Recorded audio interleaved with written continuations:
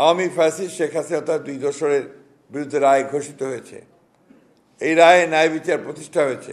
দীর্ঘ 16 বছরের ফ্যাসিবাদ বিরোধী গণতান্ত্রিক আন্দোলনের ধারাবাহিকতায় 2024-এর ছাত্র গণঅভ্যুত্থানের মধ্য দিয়ে প্রিয় মাতৃভূমি বাংলাদেশ ফ্যাসিবাদ মুক্ত হয়েছে।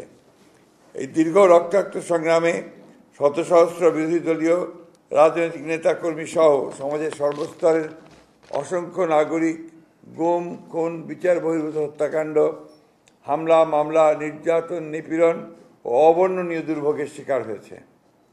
অবশেষে ছাত্রগণ অভ্যুত্থানে ছাত্র জনতা, শ্রমিক, নারী, শিশু সহ সহস্রাধিক নাগরিকের আত্মদান, অন্ধত্ব, চিরপঙ্গুত্ব বরণের মধ্য দিয়ে ইতিহাসে জঘন্যতম ফ্যাসিস্ট শেখ হাসিনা আওয়ামী বাকশালী শাসন আমলের পতন হয়েছে।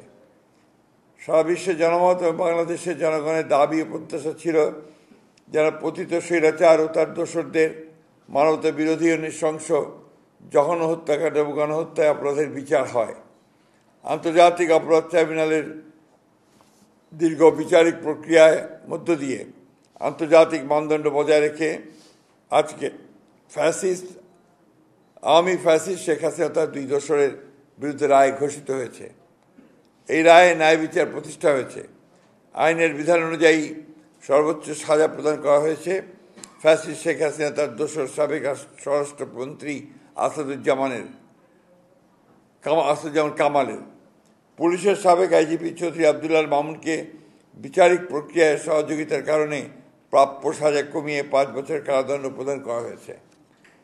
আইনের শাসন ও ন্যায় বিচার প্রতিষ্ঠায় দৃঢ় প্রতিজ্ঞ বিএনপি এ ব্যাপারে জনগণকে সদা সর্বদা সচেতন থাকার আহ্বান জানাচ্ছে। একই সাথে বিএনপি অন্যান্য মামলায় অভিযুক্তদের সুবিচারের দাবি জানাচ্ছে।